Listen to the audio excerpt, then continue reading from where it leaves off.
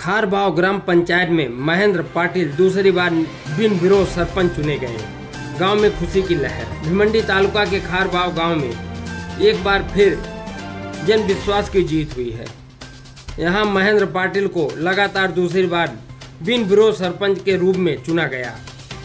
इस अवसर पर गांव में उत्साह जैसा माहौल देखने को मिला। ग्रामीणों, नाते रिश्तेदारों और शुभचिंतकों ने उनके निवास स्थान पर पहुंचकर पुष्पगुच्छ भेंट कर उन्हें शुभकामनाएं दी। ग्रामीणों का कहना है कि महेंद्र पाटिल ने अपने पिछले कार्यकाल में ईमानदारी, सक्रियता और विकास की भावना से कार्य किया, जिसका परिणाम है कि इस बार भी उन्हें बिन विरोध चुना गया। स्वागत समारोह के दौरान महिलाओं, युवाओं और बुजुर्गों ने उन्हें पूरे उत्साह से अपनी उपस्थिति दर्ज कराई। हर वर्ग में उनके प्रति विश्वास और सम्मान साफ देखा गया। अपने संबोधन में महेंद्र पाटिल ने कहा, यह पद मेरे लिए सेवा का माध्यम है।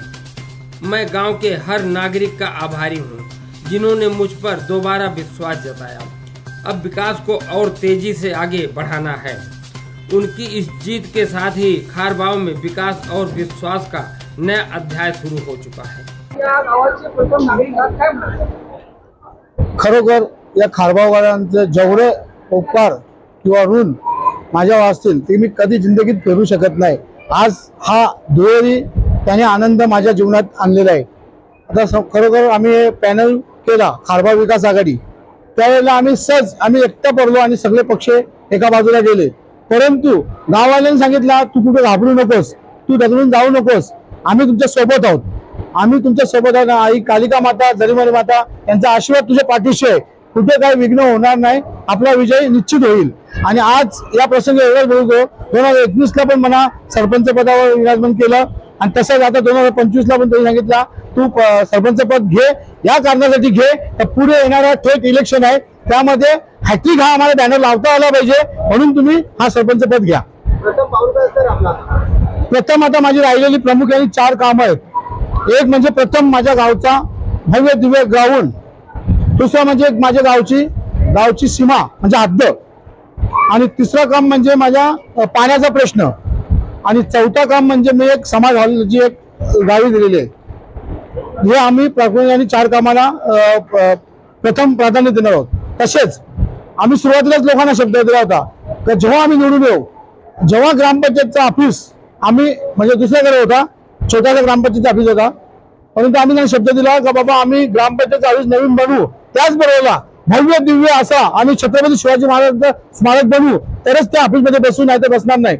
मग आम्ही ते एका वर्षात छत्रपती शिवाजी महाराजांचं स्मारक तसेच ऑफिसचं काम पूर्ण केलं आणि त्या ऑफिसमध्ये आम्ही बसायला चालू केलं।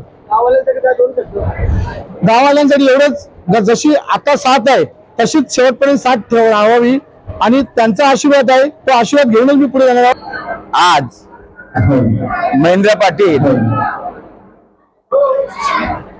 दुसऱ्यांदा खारबाव गावचे सरपंच पद भूषवित आहेत आणि हे सरपंच पद त्यांच्या प्रारब्धात होते म्हणून त्यांना आज मिळतंय।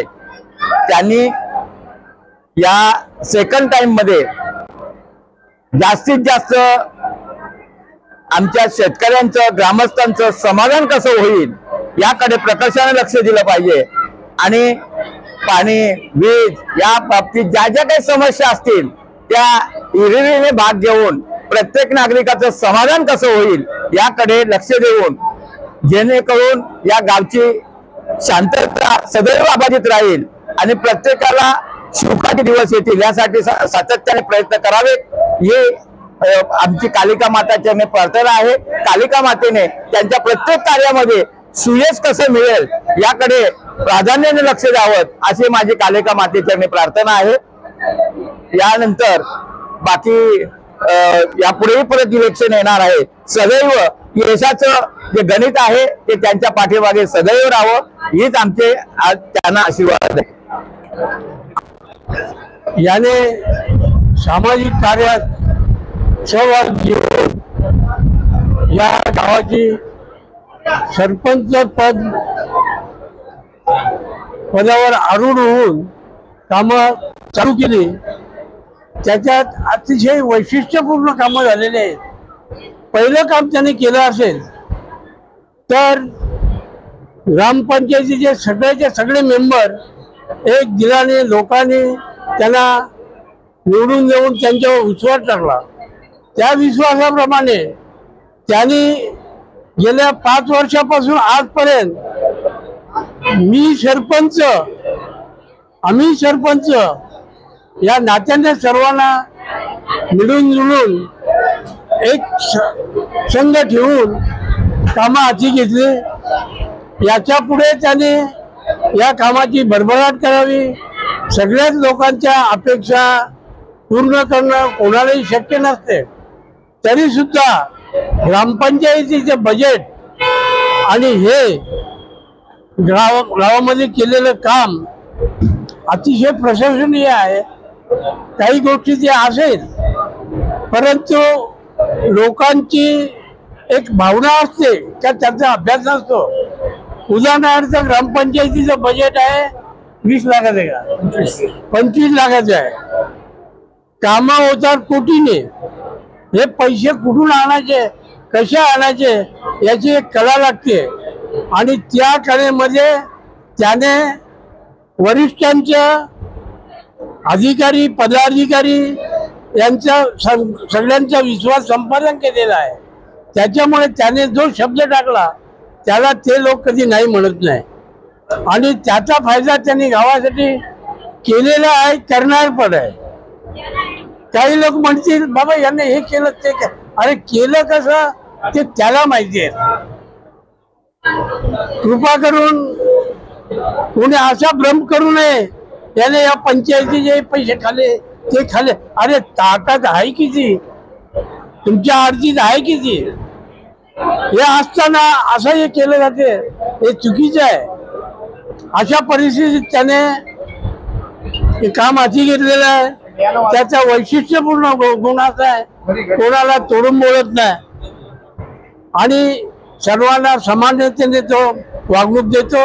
याच्या पुढेही त्याचं भवितव्य सुखाचं समाधानाचं आणि भरभराटीचं राहू अशी माझी त्याला कालिकाचरणी प्रार्थना आहे. दुसरी गोष्ट, या 5 वर्षामध्ये त्यांनी जी कामं केली त्याच्यामध्ये त्याचं काम एक बाकी आहे की या कालिका मातेचा हे मंदिर तीर्थक्षेत्र आणि पर्यटक क्षेत्र घोषित झालेलं आहे. त्याची सुरुवातीला आम्ही कामं केली. कोरोनामुळे कामं अर्ध राहिली. आता कामाला बरोबर हे करावं, त्याला लागेल ते मार्गदर्शन आम्ही एनी टाइम द्यायला तयार आहोत. खरं म्हटलं तर आमचे ठाणे जिल्ह्याचे राष्ट्रवादी काँग्रेस पक्ष शरद पवार साहेब यांच्या गटातले आमचे जिल्ह्याचे कार्याध्यक्ष सन्माननीय महेंद्र शेठ पाटील, खरं तर यांची ही दुसऱ्यांदा बिनविरोध निवड झालेली आहे. मी प्रथमतः त्यांना शुभेच्छा देतो की त्यांचं कार्य खरोखरच श्रेष्ठ आहे. त्यांनी खरोखर एक तर त्यांचं कार्य पूर्ण जिल्ह्यामध्ये परिसर असताना ते गावाचं सरपंच पदाचं भूषण केलेलं आहे. त्यांनी पद दुसऱ्यांदा केलेलं आहे. तर माझ्या शुभेच्छा अशाच असतील की येत्या 6 महिन्यात देखील त्यांची हॅट्रिक व्हावी आणि ते 3ऱ्यांदा सरपंच बनतील. माझ्या अशा शुभेच्छा असतील.